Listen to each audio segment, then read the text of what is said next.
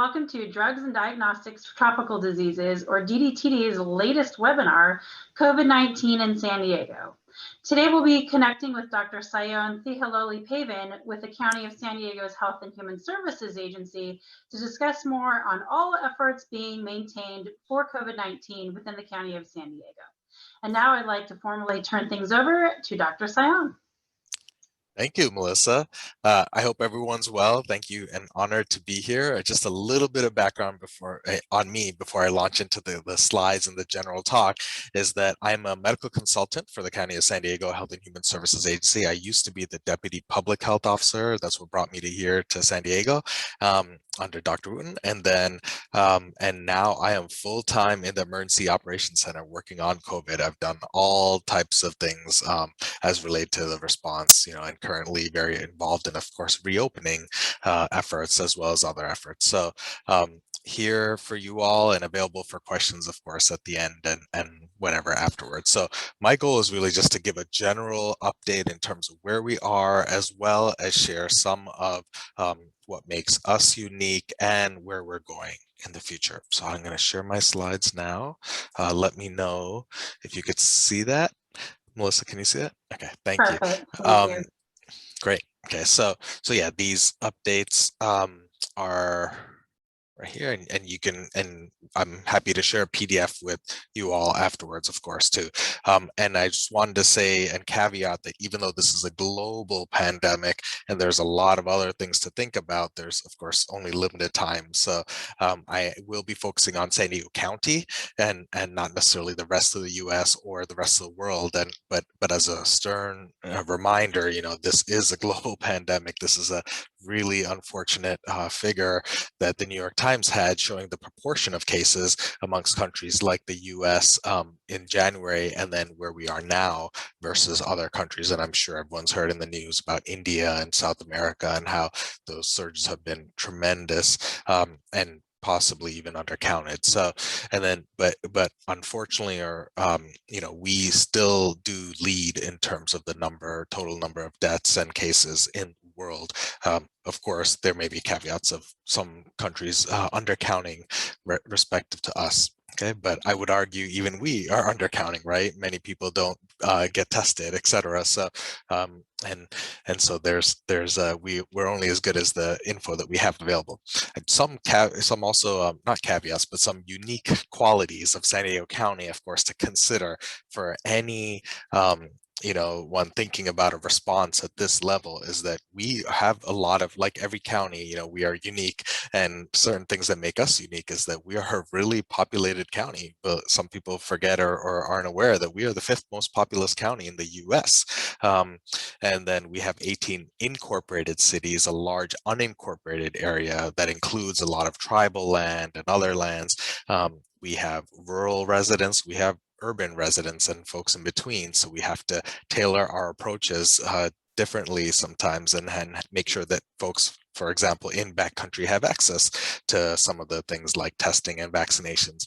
And then we have a large military presence. So the reason that matters here is because the military, of course, gets direct, for example, vaccines from the federal government, and they have different initiatives, and so it's good to be aligned, of course. And then we are a border county, in a border country, really. But we have a porous border. We know many people are binational residents, where they may live on one side but work or play on the other side, and vice versa. So those things are meaningful, and of course diseases like coronavirus doesn't care about which border, who you are, and things like that. So we do have to take all this into consideration. This is a quick snapshot in terms of where we are right now. A lot of info on this page, not going to go into all the details but here's our lab confirmed PCR cases and deaths. Unfortunately, over 3,700 in San Diego County to date. This is our weekly case rate that the state calculates every week. That has thankfully started to trend downwards, and these other numbers here are numbers on breakthrough cases, and these are cases amongst those fully vaccinated. And even though those get a lot of attention sometimes, I really want to put things in perspective that they are a really small minority. And even though the number is not zero, which is important to know, it's really, really small. And some have compared it to, you have a higher chance of getting to a car accident or getting struck by lightning or things like that. And in general, the cases that we see, just like nationally, are mostly asymptomatic or don't get hospitalized. There are folks not in San Diego, but across the nation who have been hospitalized or died, even though they've been fully vaccinated. And it's important for these cases, especially, to check the genetic sequencing. And we're so lucky in San Diego to have such a robust, biocom health center structure or network that we're able to do things like that. So we are one of I think we're number 2 in the country in terms of how much sequencing we're doing, just in terms of any jurisdiction. And so I think it's behind Houston, by the way. And it's important because there are these variants of concern that are coming up, and you see here that B117, the UK strain, has taken a larger proportion of the variants when we look at it, and then things like the California strain that you may have heard about have decreased over time. And it's important because these all have different attributes, but generally speaking, many of them are either more contagious, and some even may be able to evade the vaccine a little bit. The vaccine is still the best public health tool that we have, and there's no variant that we're aware of that completely evades the vaccine, or et cetera.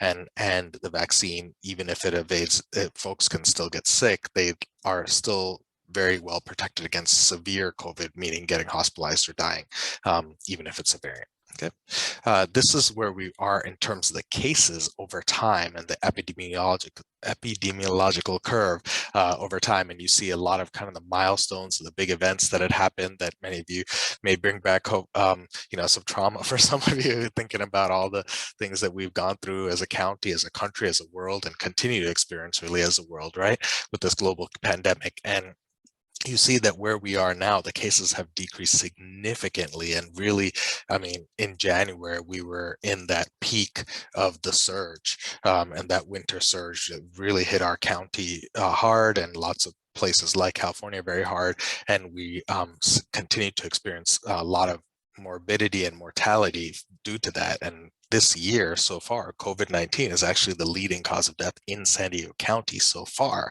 That will likely change as now the deaths are slowing down tremendously, but that's really due to that surge and the after effects. This is kind of a zooming in into that last part of the last slide, and the more recent dates, you see that the numbers are going down, and then they were kind of stable for the last few weeks, and then now they're starting to tick down.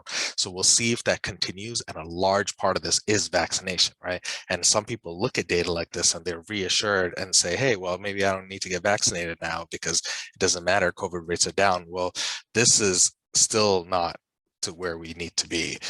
These are still elevated rates, there's still a lot of suffering, et cetera. And the more people that get vaccinated, the less chances the virus has to replicate and therefore further mutate. We don't know what the next mutation is going to hold, right? So it's really important that we try to get vaccinated, and if you can. So this is the hospitalizations over time, and you see the same with the peak, and then that's also been trending downwards. This is just some data showing, and we have all these tables on our website. These are various slides from either slides I presented, some to the Board of Supervisors as recently as yesterday, that Dr. Wooten presented. And so this shows that, still the overwhelming majority, or not overwhelming, but the majority of cases, continue to be in younger adults. And a lot of young adults who are generally more healthier and therefore less likely to get hospitalized, still want to roll the dice and not get the vaccine or not consider the vaccine because they think, okay, they'll get COVID and they'll be okay. And a lot of folks don't realize that they are more likely to be the ones spreading the infection, right? The younger age groups, adult age groups, are the highest, have the highest case rates amongst our population, and often then spread it to more vulnerable folks. And remember, this is a disease that you can spread up to 2 days before you even get symptoms, if you get symptoms at all. So that's other reasons why vaccinations are important. But of course, like with everything, like I showed you with age, cases aren't distributed equally by age. They're not distributed equally geographically, really by communities. When we look at our neighborhoods and cities, and other jurisdictions, we know certain areas of the county are hit harder than others. The good news in general, our county is doing pretty well, but there's still, of course, always room for improvement. And I don't have an updated figure for here, but when the CDC looked at the first half of last year's deaths, they noticed an unfortunate trend that if you were a non-Hispanic Black male, you were 3 times more likely to die from COVID than a white male, and then also Hispanic male was almost 2.5 times likely. Non-Hispanic Black female was 2.3 times more likely. So, these are disturbing trends in terms of equity. That was national data. Here's some local data where we have in our COVID weekly watch. It's called COVID Watch, and we also have an influenza watch during flu season, et cetera. And the state of the country has a COVID Watch as well. The CDC has a weekly data tracker, but this shows you just relative to, when you look at race, ethnicity, whether you're looking at cases, hospitalizations, or deaths, there are significant disparities when you look across groups. And one thing to know is we talk about cases a lot, but of course cases were always an early indicator of and predictor of hospitalizations and then deaths. That of course has changing now in terms of how valid that statement I just said is, due to the confounder and the in a positive way of vaccines, right, limiting cases from being hospitalized. But the cases, just because a group may be more likely to have cases, that group may or may not also be more likely to get hospitalized or pass away from COVID, because as a group, whether you're, certain communities, and particularly communities of color, often have health disparities already, meaning more underlying conditions, which may put them at risk of more severe COVID if they do get COVID in the first place. So not only are they at higher risk, or certain groups at higher risk of getting hospitalized or passing away, but in general, they were also at higher risk of getting COVID in the first place. So you see here that, for example, when you compare, white or Black individuals in San Diego to Hispanics, there was a significantly higher rate, age-adjusted rate of getting COVID. This is about 3 times higher than white individuals, for example, right? And then there are certain also smaller groups that you see have also significant disparities. And this is NHPI is Native Hawaiian Pacific Islander. And then there's also AIAN, which is American Indian Native, Alaskan Native. One thing I wanted to share with the state perspective was that, the state does do some seroprevalence studies, meaning they look at antibodies and whether there's antibody data that was submitted to them, and all the data need to be reported eventually to the state. And so, or whether it's by sampling blood bank samples and testing those for COVID antibodies. And so they don't have the prior data before available here, but I've been tracking this website, and I've seen monthly that the data significantly do increase over time, or especially in recent months, and particularly due to either recent infection or the vaccination. And really, the vaccination is making a huge dent. This number, I believe, was closer to the low 40s, high 30s the month before. And you see here that now California, with their, and I think it's a little bit non-scientific. There's a lot of caveats with this data, and you can go to the page to learn more, but they're saying that 46.7% of their samples that they had looked at had some evidence of antibodies to COVID-19. So that's great, right? And so where are we in terms of reopening, right? So the state has also announced that on June 15th, there's going to be significant changes. It's going to be a new normal in terms of how we deal with COVID-19. And they're saying that as long as vaccine supply remains steady, as long as people are not getting hospitalized, especially those who had COVID vaccines, and then as long as we continue some common sense measures, which they have yet to define, that really everything will, generally speaking, go back to some version of normal. There's some details missing, I'll say, but I just want to say that, of course, I'm cautiously optimistic, but you also don't want to declare victory too early because we still have a little while to go, especially if we really want to attain herd immunity. So, which I'll talk about in a second. And then we have, as a reminder, I know a lot of the attention right now is going to prevention with vaccines, but there are other preventive efforts, of course, the things we've been talking about forever: wearing a mask, washing your hands, distance, etc. And I know some of that guidance changes around the masking stuff too. And then there are things like still testing, and we don't know what we don't know if we're not testing. So it is still critical to continue to test, especially if anyone is symptomatic, if they have signs and symptoms of COVID disease. It's just easier to rule it out, even if you've been vaccinated. And then, of course, answering the call if you get one from a contact tracer. And if you have COVID-19, it's important to know, and this doesn't get enough attention either, is that there is an outpatient therapy called monoclonal antibodies that have been really proven over multiple studies to be really effective at preventing your chances of getting hospitalized or dying from COVID if you are at higher risk. So this is something that's extremely helpful. And vaccines work, right? And there's been multiple, there's not only the clinical trials with those thousands of people, but of course now it's been magnified, and there's been millions of people who've been vaccinated in the US, let alone other countries.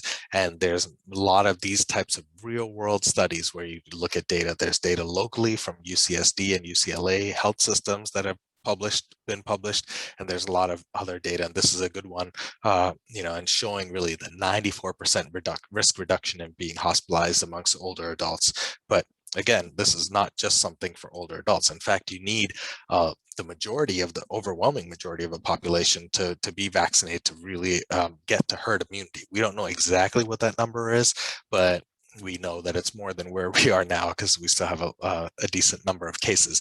So what we want to get to is something like this, where you have a lot of these individuals who are colored yellow, and so that way when the red people, who are the people who are infected, are infected, that there's not many places for the virus to go because most people are vaccinated, right? And even if a few people are unvaccinated, you won't get too much more spread. Maybe one other person will get it, etc., but it won't continue to really spread that often, right? And right now we know that folks under 16 aren't even eligible for the vaccine, so there's a large proportion of our population who can't get it, but that will hopefully be changing soon. I know the FDA is likely to be weighing in on that next week.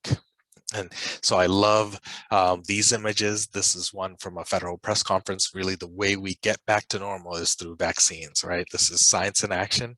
And CDPH, the state has a travel safe toolkit, and I love this image. And then this is a great ad by New York City Health Department talking about how you're right. You should know why vaccines are safe. I mean, people have the right to ask questions, and people have great questions and concerns, and they should be addressed.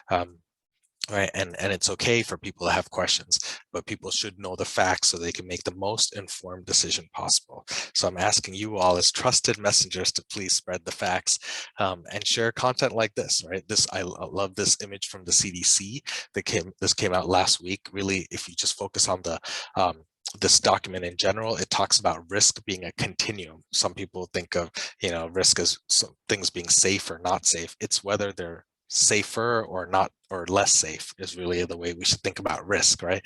And they're saying that if you're unvaccinated, and you focus on the left side of this image, anything indoor, right here and below, is yellow or red. And then only when you get to outdoor, to unvaccinated folks have activities that qualify under being safest, versus fully vaccinated, everything is in the green and safest. But you'll note that there's one thing outdoors where they should still wear masks right now. That will change in the future as if we get rates lower and more people vaccinated. And then indoors, they're still recommending, generally speaking, wearing masks. this is where we are in terms of our goal of getting to 75% of those eligible fully vaccinated by July 1st. And so the goal is slightly over 2 million settings. That will change when we lower the age group of those eligible for vaccinations, hopefully next week to 12, if the FDA and CDC are approve that, or authorize that, I should say. And then, but currently this is where we are. We're over halfway part through our goal, or we're almost to 41% of all San Diegans who are 16 and over being fully vaccinated. Okay, and if you go on our website, you can see all this, these things, and it's coronavirus-sd.com/vaccine if you want to go right to the vaccine page, and you can actually see, the type of vaccines. I know there may be preferences now that and supply is available, so you could go to the sites that you prefer if you have a specific brand preference. From my perspective, the best vaccine is the first one available to you when it is your turn. I know, and of course with the Johnson & Johnson pause, I know that has raised some questions. I don't have slides on that, but I'm happy to talk about that. But the FDA and the CDC jointly lifted that pause because the risk, is, even though it is significant, it is a severe adverse event, the actual risk is still very rare. And of course, folks like providers and vaccinators need to have those conversations with folks, especially females under 50, about this potential increased risk, even though the risk is still very rare. And so just a couple of quick kind of lightning round updates. The state, if you hear rumors, you can email the state. They have a trust committee. They have resources on the Johnson & Johnson update. They have industry guidance that keeps getting updated, and they just updated a couple of these. They have updated face coverings and fully vaccinated recommendations, and then they have tools for COVID-19 sick leave. The IRS even will give you tax credits if you give your employees paid time off to get the vaccine. And then of note, there's been over 100,000 pregnant individuals in the CDC's vaccine after checker, or called vSafe. And then the CDC has kits like this, which I love, which is the Essential Workers COVID Vaccine Toolkit. And this is how, especially if you have folks that you're working with in your organizations, or you can use some of these to help encourage vaccinations. And then at the county, you could just drop in at our county sites. They're all walk in or walk up, but although you can still make an appointment, and we're just one vaccinator, but of course there's many other vaccinators. There's your local providers, there's your local pharmacies, and then there's a couple other folks doing vaccines. And so there's no right or wrong place to get your vaccine. It's just whatever is convenient to you. And of course, we are trying to shift our strategy now that supply has caught up with demand a little bit. We're expanding or changing some of the hours of 3 of the sites starting Thursday, and on the 6th in Oceanside, Chula Vista, and El Cajon. And then we do have some mobile events, and these are some example of mobile events. All of this could be found on our website. We have a calendar, etc., and all that. Okay. Then as we expand, currently vaccines are eligible down to 16. Those 16 and 17 can only get Pfizer because that's only authorized. That's the only vaccine authorized down to 16. The others are authorized down to 18. But and we will likely be expanding the age eligibility down to 12 next week after the FDA and CDC weigh in. And so this really brings up the question, why should younger adults get vaccinated, or younger folks in general get vaccinated, right, down to 12? And so many of you may have children or nephews, nieces, etc., grandchildren who are in those age range. And these are some talking points in case you want to chat with them about that. And really it's to protect themselves, protect their loved ones and community, and enjoy the perks and freedoms of being fully vaccinated and helping us get back to normal, right? And here's some of the other things. Folks who are younger don't understand sometimes, or don't realize that they can still, even though they're not hospitalized, they can still suffer from the illness at home, even if it's not bad enough to get hospitalized, it's still terrible for many at home. And then they can still get long COVID. Rarely, there a few do get multi-system inflammatory syndrome in children. And then again, the more, if they get vaccinated, infected, they could spread it to others without them even realizing it, who are more vulnerable, and they can allow the virus, more opportunities to further mutate.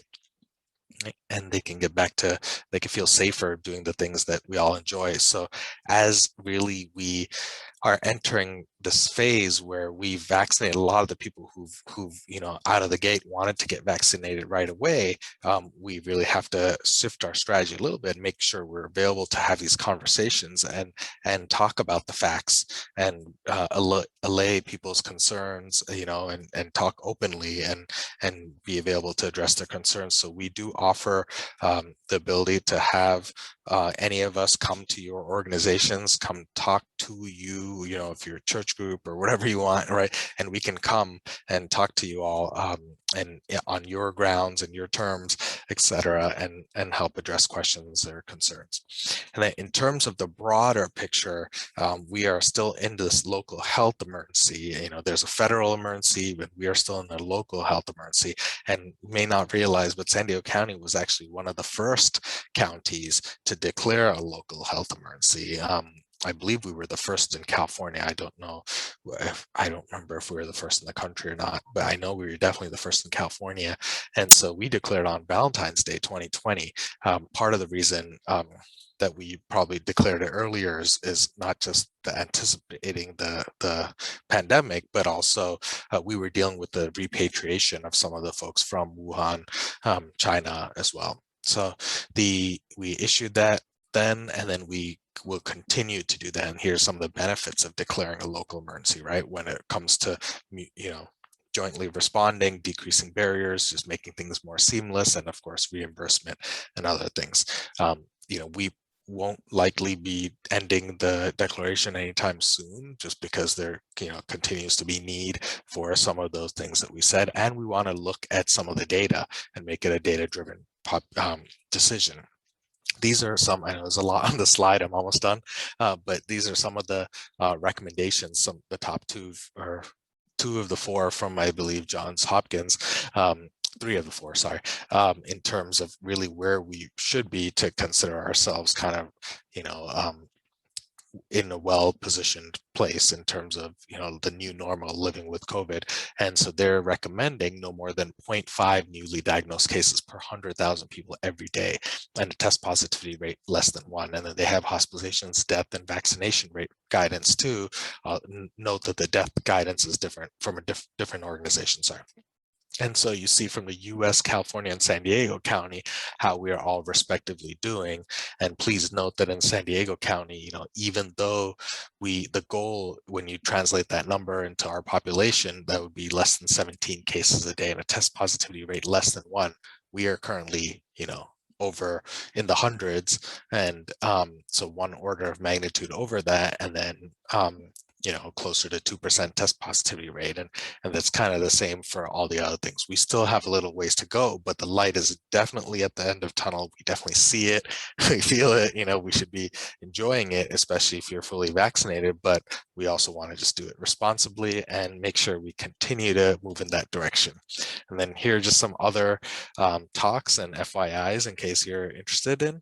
I really like this COVID Community Core. They send a lot of information and social media posts and things like that you can use within your own circles to help talk to people about vaccinations. So I'll stop there and turn it back to you, Melissa.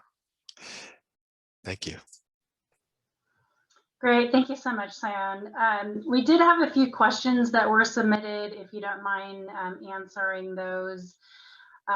So what would you say currently are the main challenges that the County of San Diego is facing with regard to anything COVID, whether it be vaccines, testing, et cetera? Thank you. And appreciate it. And again, appreciate this opportunity to talk. So there have been a lot of challenges, of course, over the course of this. First, it was even just getting supplies, like personal protective equipment for our hospitals and our healthcare heroes, right?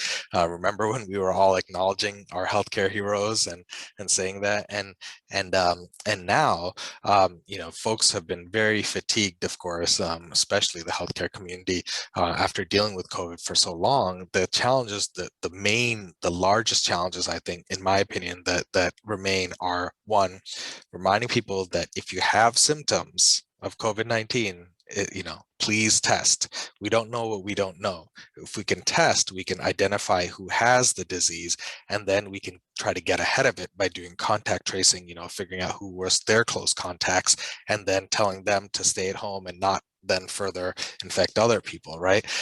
Every case was at some point a close contact, whether they know it or not. So that's one of the biggest ones. And then the two is really the vaccines. And we know that, there are groups that historically have been, questioning vaccines or other medical interventions, and then there are groups that more explicitly question vaccines, anti-vaxxers. There also seems to be some political divisions, et cetera, and other thoughts. But I would say I hate the word vaccine hesitancy, because that's such a general term. It has a negative connotation, to me at least. I think that a lot of people just have a lot of concern. These are new technologies, or newly used technologies, I would say, even though they've been studied for decades, newly applied in this context in some cases. So some people have valid concerns, and it's really just talking through with them. I often do that on smaller levels. And so that's why I really think it's important for people to talk to their provider and trusted folks like you all. Great, thanks. And then I know you touched a little bit on the disparities in certain communities, but how exactly has COVID been affecting the homeless population, and how is the county sort of addressing that? Thank you. The disparities is definitely one we are mindful of from the beginning. I would just say, even before getting to the homeless, I'll say that we took a hard look, and we got criticized earlier on, appropriately to some degree, that our workers were not representative of the larger county population. So we actually changed our hiring when we had to scale up really quickly, hire a lot of contact tracers, case investigators, et cetera.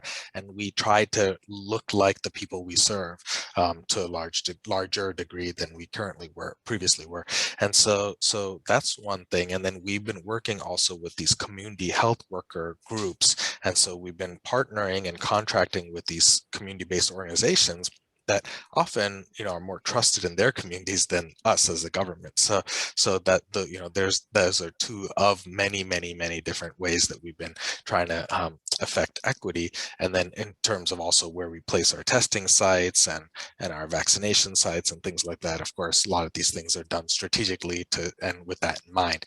Specific to the homeless community, this is, of course, a very vulnerable population in general, especially with a lot of underlying conditions in general, which may place them at risk for more severe COVID and hospitalizations and deaths. So, and from the beginning, there's been a lot of interest in making sure that we are, having targeted efforts towards them, not just the general messaging and efforts, but having very targeted efforts, and making sure that we continue to message appropriately to this group, and help do whatever we can to minimize spread. So I didn't mention it, but we have various sector calls. And so we even have a homeless sector where we have I think it's once a month now, but it used to be every week or every other week, calls with the homeless service providers to just keep them engaged and informed about a lot of what's going on, what's changing, et cetera. We also, from the beginning, we've kind of, especially since we've been primed, unfortunately, with the recent outbreak, relatively recent, a couple of years ago, we had the Hep A outbreak that many of you may remember in San Diego County, which, by the way, was solved by vaccines. That's how we got out. We vaccinated our way out of that outbreak. I know we did other stuff too, but vaccinations was the public health tool that really helped us get out of that. But earlier on, we were working with the homeless community and the agencies. We set up screening tools. I helped the team, develop and review and approve those. And then we had nurses on site. We have nurses in our homeless outreach teams that would evaluate people and help them, refer them to testing, etc. And then at the shelters, and then we actually, for the city of San Diego, I know several of the shelters, we did consolidate into the convention center. So we used the space that we had available that was, had very good ventilation, wide spaces, etc. And we actually brought people together, which was kind of an oxymoron if you think, because you don't want to congregate people during an epidemic, but we did that thoughtfully and meaningfully. And we did site visits, we planned for it, we still spaced folks out. We actually were able to space beds apart more than in traditional shelters where they're usually like, two on top of each other, 3 feet apart ish. We were able to do the actual 6 feet here, and better ventilation and precautions. We were able to test every few weeks, do a lot more surveillance. That said, I do want to say on our data page, we do have a table specifically around homeless individuals. We have had over 1,200 cases that we track that weekly. So we are, of course, continuing to do outreach with this population. Sorry for the long answer. No, thank you so much. Again, thank you for your time. That was really helpful and educational. I'd now like to turn things over to our own CEO, Marco Biamonte. Marco is going to share a little bit more about our own efforts with regards to COVID-19 and our antibody tests. Yeah, thank you, Melissa. And I wanted to thank you for having organized the event. And Sayone, a big thank you to you. This was wonderful. That was extremely educational. I've learned a lot. I'm certainly going to use the PDF version again to look at some of the data again. But this was really a wonderful presentation. And I realize that your job is very demanding, and I'm all the more grateful for your participation, not to mention the job you do on a daily basis. So thanks, Sayone. Thank you. I wanted to seize this opportunity just to update our viewers on the status of our COVID-19 test. Last year, when the pandemic started, we felt that we could contribute to the war efforts, if I can use that expression, by developing an antibody test for COVID-19. We already had developed several other antibody tests for neglected tropical diseases, and we had a very sensitive platform, so we were confident we could do it. And within a couple of months only, and despite what was back then a very difficult working environment with disruptions in the supply chains, with only one person allowed to access the lab at the time and so forth, we developed a test that was both sensitive and importantly, very specific. So that part went very fast. Getting all the data required to support an FDA application took much longer than anticipated because of budget constraints, but now we have all the data, and we are in the final stages of proofreading the application. So the application will be submitted next week. And this is a landmark for us. And I really wanted to thank all those who supported us in this effort. This is really huge for us. So now we're at an interesting junction because, well, we said we would develop an antibody test. We did that. But at the same time, the landscape has changed quite a lot since we started. 1 year ago, the priority was to track the initial spread of COVID-19. By now, COVID-19 is found everywhere. And so an antibody test is probably more important to check if a vaccine is still effective. I'm sure that our test can be used for that purpose, but proving that point for regulatory purposes will require additional funding. And we're evaluating our options and if going in that direction makes sense for us. Now, regardless of which direction we are going to go into, we have learned a lot in the process, and these lessons will percolate. I apologize, there's an F-18 flying over my head right now. So we have learned a lot in the process, and these lessons will percolate into any new test that we're going to develop for global health application. And I genuinely feel that we're a lot stronger and better than last year, and that the progress has been invaluable from our perspective. So I wanted to thank you, Sayone, you, Melissa, all our viewers, and stay tuned. Goodbye. We'll talk soon. Thank you. Thank you, Marco. Thank you, Melissa.